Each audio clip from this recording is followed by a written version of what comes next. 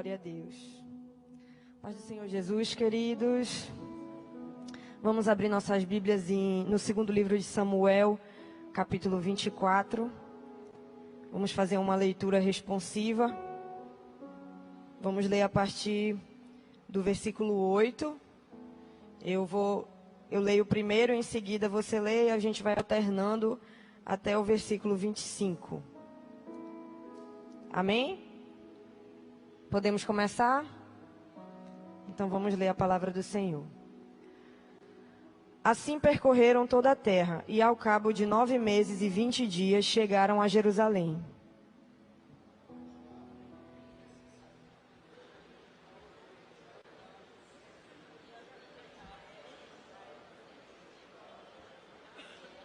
Sentiu Davi bater-lhe o coração, depois de haver recenseado o povo. E disse ao Senhor: muito pequei no que fiz, porém agora, ó Senhor, peço-te que perdoes a iniquidade do teu servo, porque procedi muito loucamente.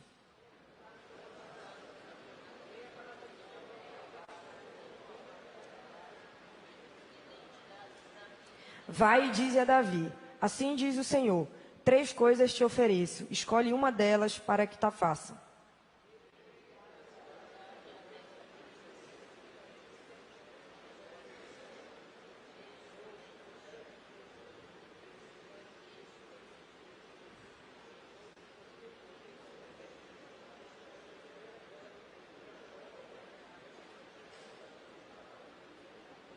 Então disse Davi a Gade: estou em grande angústia, porém caiamos nas mãos do Senhor, porque muitas são as suas misericórdias, mas nas mãos dos homens não caia eu.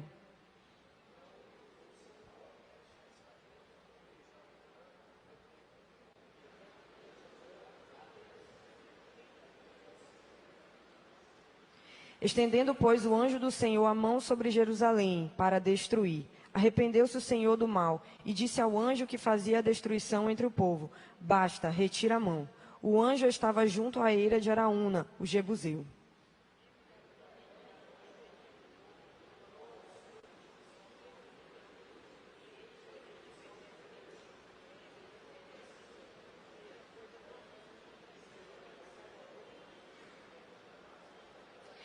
Naquele mesmo dia veio Gade ter com Davi e lhe disse: sobe, levanta ao Senhor um altar na eira de Araúna, o jebuseu.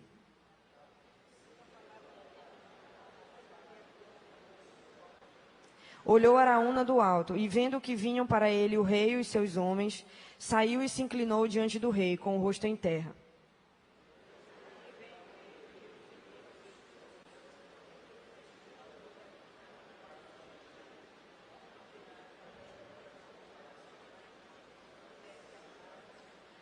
Então disse Araúna a Davi: tome e ofereça o rei, meu senhor, o que bem lhe aparecer. Eis aí os bois para o holocausto, e os trilhos, e a peiragem dos bois para a lenha.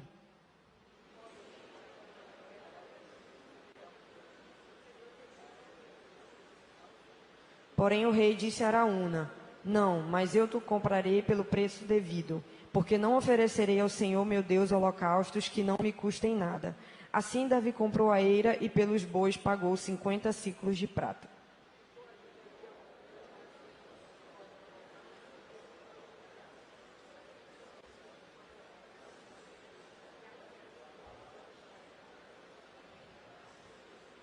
Amém. Glória a Deus, você pode tomar o seu assento.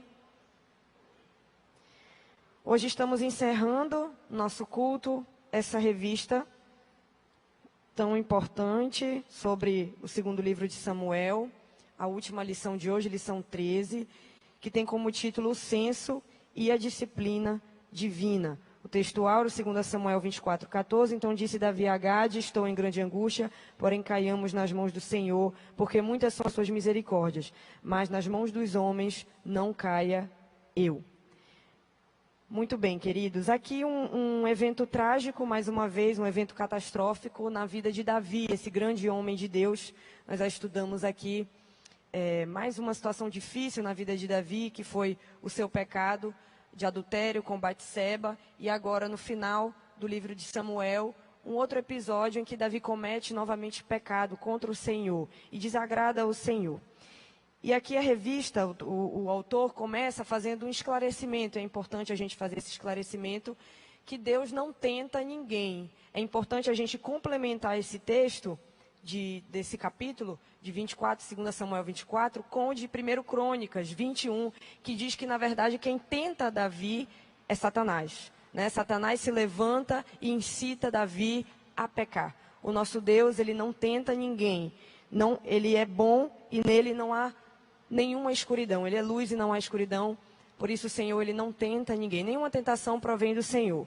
Isso está em Tiago, certo? Capítulo 1, dos versículos 12 ao 15, em que diz que ninguém, ao ser tentado, diga, sou tentado por Deus, porque Deus não pode ser tentado pelo mal e ele mesmo não tenta ninguém. Então aqui Davi, ele é tentado primeiro pela cobiça do seu próprio coração e por Satanás, né, que usa essa cobiça para tentar fazer ele cair, para tentar fazer ele errar, e é justamente o que acontece, ele peca, né, mandando recensear o povo. E é importante a gente esclarecer a diferença entre tentação e provação. A provação, Deus permite na vida da gente para nos aperfeiçoar. Né? Isso está em Romanos, capítulo 5, a partir do versículo 3, que diz: nos gloriamos nas tribulações, sabendo que a tribulação produz perseverança, perseverança, experiência, experiência, esperança. Então, as tribulações, as provações, os momentos difíceis na nossa vida, Deus permite para nos aperfeiçoar. A tentação, por outro lado, ela é uma sedução, ela é uma incitação ao erro, ao pecado, ao mal. Às vezes a gente confunde essas palavras porque elas vêm de um substantivo comum, que significa teste. Tanto a aprovação quanto a tentação são testes. A aprovação é um teste da nossa fé, da nossa confiança em Deus. E a tentação, ela nos testa para ver se nós vamos cometer um erro ou não. É uma sedução. A aprovação, ela vem para o nosso aperfeiçoamento e a tentação para a nossa desgraça, para que a gente caia em pecado. Essa é a diferença e é importante a gente esclarecer que o Senhor não tenta, e sim Satanás, que a partir da nossa própria cobiça, usa de artimanhas para tentar nos fazer errar. Isso também está em Tiago, que diz: ao contrário, cada um é tentado pela sua própria cobiça, quando esta o atrai e seduz. Né? Então isso é a tentação, é uma armadilha, é uma sedução, é uma incitação ao mal, aquilo que desagrada a Deus. Então Davi, ele é tentado ali, certo, em algo que todos nós podemos ser tentados, né? Ali naquele momento, Davi, ele é levado a não confiar em Deus, assim ensoberbecer, a achar que ele era grande, a achar que ele era o responsável pela grandeza do povo e não o Senhor. E ali ele é tentado na sua cobiça, na sua soberba, e ele acaba mandando recensear o povo e cometendo pecado, porque tira a sua confiança de Deus e coloca sobre si mesmo, né? O texto continua e é interessante a gente também refletir sobre a soberania de Deus. Toda tentação na nossa vida, ela tem um limite, e esse limite está na soberania de Deus. Está em 1 Coríntios, capítulo 10, 13. Não vos sobreveio tentação que não fosse humana, mas Deus é fiel e não permitirá que sejais tentados além das vossas forças. Pelo contrário, juntamente com a tentação, vos proverá livramento, de sorte que a possais suportar. Não vem sobre nós, queridos, tentações que nós não possamos suportar. E há um limite até para o diabo nos tentar. E esse limite é a soberania de Deus. Deus não permite tentação que nós não tenhamos forças para resistir. Então toda tentação que vem na nossa vida e nesse mundo nós seremos tentados, também passaremos por provações, né? Teremos força, Deus providenciará o escape para nós. Prosseguindo ao questionamento aqui no ponto 3 desse primeiro tópico aqui da lição, que é uma pergunta: quando é que nós pecamos? Quando é então que nós caímos em tentação? Quando é que nós somos seduzidos por essa proposta maligna? Eu queria usar um texto aqui que o próprio Cristo, ele diz quando é que nós caímos em tentação. Está em Mateus capítulo 26, versículos 36 ao 41. Aqui a gente percebe que Davi não busca a direção de Deus. Parece que Davi, ele não estava buscando ao Senhor, estava fazendo as coisas por si, né? E Jesus, ele dá uma explicação. Quando é que a gente cai em tentação? Mateus 26, 36 ao 41 diz: Em seguida foi Jesus com eles a um lugar chamado Getsêmani e disse a seus discípulos: Assentai-vos aqui enquanto eu vou ali orar. E levando consigo a Pedro e aos 2 filhos de Zebedeu, começou a entristecer-se e angustiar-se. Então lhes disse: A minha alma está profundamente triste até a morte. Fica aqui e vigiai comigo. Adiantando-se um pouco, prostrou o seu rosto, orando e dizendo: Meu pai, se possível, passa de mim esse cálice. Todavia não seja como eu quero, e sim como tu queres. E levantando para os discípulos, achou-os dormindo, e disse a Pedro: Então nem uma hora pudestes vigiar comigo? Vigiai e orai, para que não entreis em tentação. O espírito, na verdade, está pronto, mas a carne é fraca. Quando nós caímos em tentação? Quando a gente não vigia e não ora. Quando a gente não vigia e não ora, quando nos falta vigilância e quando nos falta uma vida de oração. Aqui é importante a gente esclarecer isso aqui. Não é orar de vez em quando, não é orar 5 minutos antes de dormir. O que Jesus está ensinando é algo mais profundo. Vigilância e vida de oração. É uma oração constante, é uma vida que você demanda tempo, você gasta tempo orando, buscando a direção de Deus, buscando estar alinhado com o Senhor. É interessante que ele cobra dos discípulos, ele diz: vocês não conseguiram vigiar comigo nem uma hora? Então é um tempo grande. O que Jesus está querendo dizer é: quem vigia e tem uma vida de oração, não cai em tentação. Isso é forte. Tem uma frase de um autor que diz assim: quem ora não peca e quem peca não ora. E isso é verdade, se você parar para pensar. Quando a gente peca, a gente tem uma reação de se afastar de Deus, de se distanciar de Deus. Mas quando a gente vive uma vida de vigilância e de oração, a gente consegue resistir. Por isso, talvez, querido, eu não sei como está a sua situação, falo muito isso para os adolescentes. Talvez existam pecados que vocês não conseguem vencer, porque vocês não estão tendo uma vida de oração. E não conseguem largar mesmo, né? A vigilância e a vida de oração nos dá força e nos leva a resistir às tentações. E o interessante aqui é que Davi cai em tentação por não estar vigilante. Né? Talvez por estar ali no momento em que ele não estava buscando a direção de Deus, ele é cego pela sua própria soberba. Né? Ele tira a sua confiança de Deus e coloca em si mesmo.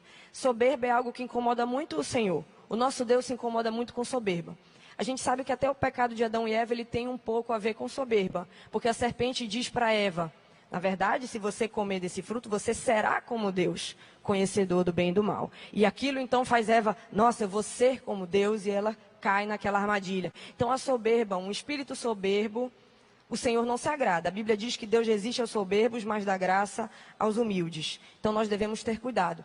Cuidado ao achar que o que está dando certo na nossa vida, que a nossa família é uma bênção, que o nosso trabalho, tudo é a gente. Nós é que somos os especiais, nós é que somos os importantes e retiramos de Deus a glória, e retiramos de Deus a dependência e começamos a fazer as coisas pela nossa própria cabeça. Isso pode atrair consequências gravosas para a nossa vida, semelhante ao que aconteceu com Davi, quando manda recensear o povo para se ensoberbecer, para glorificar a si mesmo. E prosseguindo, depois que Davi manda recensear o povo, ele peca contra o Senhor, e o texto diz que Davi sente bater-lhe o coração depois de haver recenseado o povo. E há então a disciplina, que a gente começa a falar da disciplina de Deus aqui no tópico 2. E o interessante é que, logo que Davi peca, ele sente o seu coração pesado. A gente usa essa expressão, né? Pesou a consciência. É comum a gente usar: eu estou com peso na consciência. É semelhante a isso aqui que acontece. Bateu o coração. Ele se sente culpado. E aqui eu queria falar um pouquinho, querido, sobre consciência. O que é a consciência? Até as pessoas que não servem a Deus, elas têm consciência. Até os ímpios têm consciência. A Bíblia fala sobre isso. Consciência, ela é o alarme da alma. Ela é um monitor. Ela nos alerta. Ela trabalha de duas formas: quando nós nos deparamos com a tentação e depois que a gente cai em tentação. Antes da tentação, a consciência nos avisa: olha, isso aí não é certo. Olha, talvez você fazer isso não vai dar certo. Você sabe que pode chegar naquele lugar errado. A consciência nos avisa antes. E quando nós erramos, a consciência nos faz sentir culpa. Tá vendo? Você não deveria ter feito isso, você pecou. Então a consciência, ela trabalha dessas duas formas: antes e depois. A própria palavra explica isso, que a consciência é uma testemunha. Está em Romanos capítulo 9, versículo 1. Digo a verdade em Cristo, não minto, testemunhando comigo no Espírito Santo a minha própria consciência. A consciência é uma testemunha que nos alerta antes da tentação. Antes. Mas quando há o erro, ela então produz a culpa em nosso coração, para que a gente reconheça o nosso erro e se volte para Deus. Qual é a estratégia maligna? O que é que o diabo ele quer fazer com a nossa consciência? Ele quer corromper a nossa consciência, ele quer cauterizar a nossa consciência e até mesmo matar a nossa consciência, para que a gente se afaste definitivamente de Deus. Né? Consciência cauterizada está em 1 Timóteo, capítulo 4, 2, pela hipocrisia dos que falam mentiras e que têm cauterizado a própria consciência. O que é consciência cauterizada? É quando ela não te alerta mais. Você já reiterou tantas vezes naquilo, você sabe que é errado, mas você insiste e a consciência começa a cauterizar. Por isso é perigoso a gente ignorar a voz da consciência, principalmente nós que temos o Espírito Santo, porque o Espírito Santo usa a consciência. Tem um autor que diz que a consciência é a voz de Deus no homem. Quando a gente ignora a nossa consciência, ela pode chegar a esse ponto de ser cauterizada e não avisar mais nada. É isso que Satanás quer. Existe também a consciência corrompida. Tito 1, 15. Tito capítulo 1, versículo 15. Todas as coisas são puras para os puros, todavia para os impuros e descrentes nada é puro, porque tanto a mente como a consciência deles estão corrompidas. Então a pessoa faz o que é errado, achando que está fazendo o que é certo. Essa é a consciência corrompida. E o que nós devemos fazer com relação à nossa consciência? Mantê-la pura, mantê-la limpa. É o que está escrito em Atos capítulo 24, 16. Por isso também me esforço por ter sempre consciência pura diante de Deus e dos homens. Nós devemos também ouvir a nossa consciência. Hebreus 3, 15. Hoje, se ouvirdes a sua voz, não endureçais o vosso coração, como foi na provocação. E quando a consciência nos alerta, nós devemos nos voltar para Deus. 1 João, capítulo 1, versículo 9. Se confessarmos os nossos pecados, Ele é fiel e justo para nos perdoar os pecados e nos purificar de toda a injustiça. Então a consciência nos alerta, nos avisa para que nós voltemos para Deus. Querido, se quando você erra, você se sente culpado, isso é bom. É a sua consciência te avisando de que ainda tem jeito, né? Ainda dá para você se voltar para o Senhor. O problema é quando a consciência se cala. Hoje eu percebo, abrindo um paralelo aqui, na nossa atual sociedade, as pessoas elas tentam fugir da culpa. Elas querem fazer o errado e não sentir culpa. E o que começa a acontecer quando a gente quer errar, mas não quer sentir a culpa? A gente começa a criar mecanismos para aliviar a nossa culpa. Tem pessoas que vão para a bebida, vão para as drogas, vão fazer outra coisa para tentar aliviar a culpa. Outras começam a inventar justificativas humanas. Não, sabe por que eu fiz isso? Porque quando eu era criança, meu pai me abandonou, eu tive uma infância difícil, por isso eu faço essas coisas, por isso que eu sinto essas coisas, por isso que eu pratico essas coisas. O ser humano, ele gosta de inventar justificativas para si mesmo, para tentar aliviar a sua culpa e se afastar de Deus. Mas eu quero dizer algo para você nessa manhã. Culpa do pecado não se resolve com outra coisa, a não ser com arrependimento. Só o arrependimento resolve a culpa da consciência e a culpa do coração. Tem pessoas que para aliviar a culpa procuram psicólogos, procuram psiquiatras, mas eu quero falar algo com muito temor nessa manhã aqui. Problema de pecado se resolve com arrependimento. Não adianta procurar outros meios que não resolve. Só resolve com arrependimento. E Davi então sente a culpa e ele prontamente confessa o seu pecado e busca o perdão do Senhor. Aqui você vê que Davi aprende com a situação anterior que ele passa. Porque com Batseba ele esconde, ele oculta. Até que Deus permite uma exposição pelo profeta Natã, né? Confronta ele e aí ele confessa. Dessa vez não. Ele prontamente, ao sentir a culpa, ele já confessa o seu pecado aos pés do Senhor. E se arrepende e pede perdão. Aqui, né? O ponto 2 da disciplina de Deus, a confissão de Davi, muito pequeno o que fiz, porém agora, ó Senhor, peço-te que perdoes a iniquidade do teu servo, porque procedi muito loucamente. Querido, quando a culpa vem no nosso coração, a culpa do pecado, a culpa do erro, devemos buscar o Senhor, confessar o nosso pecado e buscar o perdão do Senhor, o arrependimento, prosseguindo a disciplina de Deus. Apesar de Davi pedir perdão, né, se arrepender do que fez, há disciplina. Há disciplina, há uma consequência. E mais uma vez eu quero reforçar isso, eu sei que nós já estudamos, quando estudamos a situação com Batseba. Todo pecado, querido, vai trazer consequências. Todo pecado vai trazer consequências.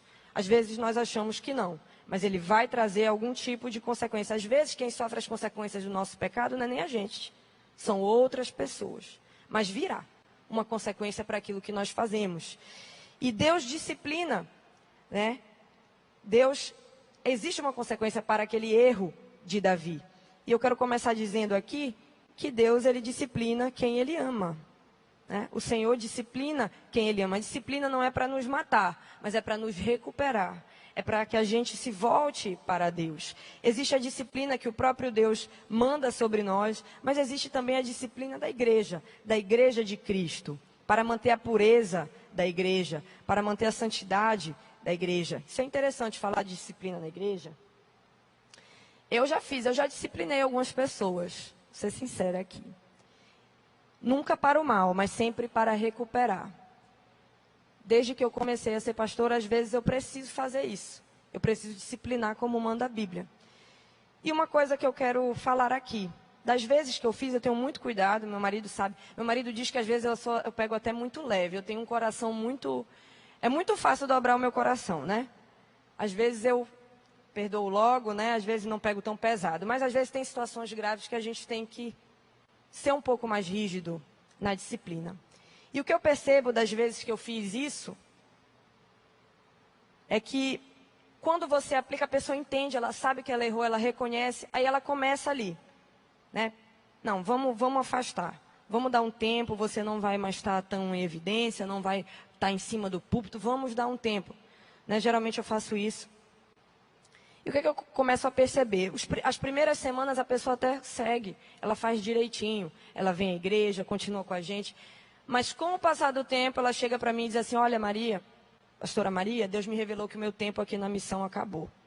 Isso acontece muito, para fugir da disciplina, para tentar ir para outro lugar e continuar fazendo o que estava fazendo sem a disciplina. Isso é muito comum, muitas pessoas fugirem da disciplina. Mas eu quero dizer para você que a disciplina, ela vem para nos recuperar e ela é importante. Né? A igreja do Senhor, ela não é qualquer coisa, ela não é qualquer lugar, ela tem regras, ela tem ordem. Né? Eu costumo dizer para os adolescentes, não é casa da mãe Joana. A igreja tem ordem e ela precisa manter a sua pureza, a sua santidade, até para os que estão fora, quando olharem para nós, saberem que aqui as coisas são feitas diferentemente. E para finalizar aqui o nosso estudo, princípios em 1º e 2º Samuel. Né? E começa logo dizendo, um alerta para a liderança. Isso é interessante porque Davi ele erra, mas o povo recebe a consequência sobre o povo. E quando nós estamos em posições de liderança, seja na igreja ou não, o líder, é impressionante como quem se submete, ou quem está debaixo daquela autoridade, sofre com os erros do líder. Isso é algo comum. Isso é algo realmente, é um princípio que acontece. E quando o líder acerta, o povo também tem sucesso.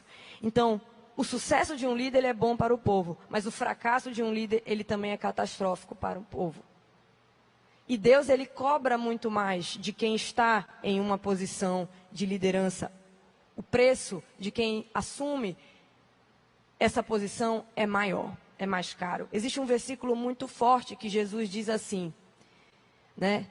Na verdade, Jesus conta que alguns vão chegar até ele e vão dizer assim, expulsamos demônios em teu nome, falamos em outras línguas, curamos, e Jesus diz, apartai-vos de mim, vós que praticais a iniquidade.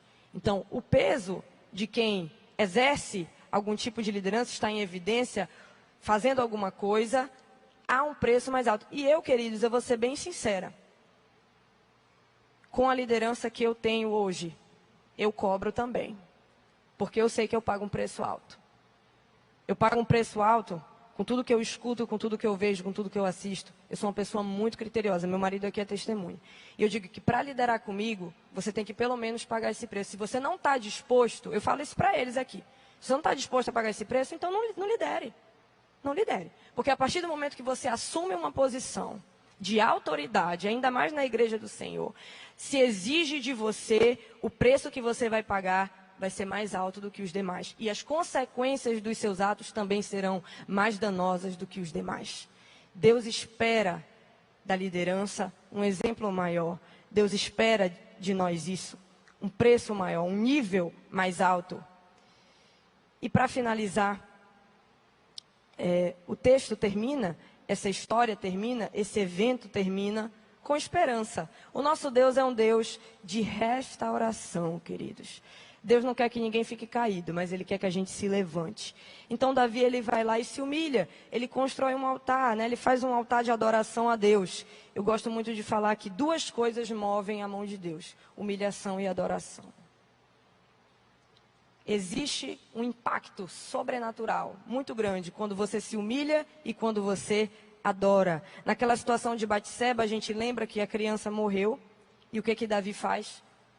Ele, depois que a criança morre, ele lava, ele se unge, muda suas vestes e adora ao Senhor. Adoração, a gente descobre quando uma pessoa é verdadeiramente adoradora, quando ela adora em espírito e em verdade, independente das circunstâncias e do momento que ela está inserida, ela adora. Davi, então, faz um altar de adoração a Deus. E aquilo, então, move a mão de Deus. O Senhor dá ordem para que o anjo, né, cesse aquele mal.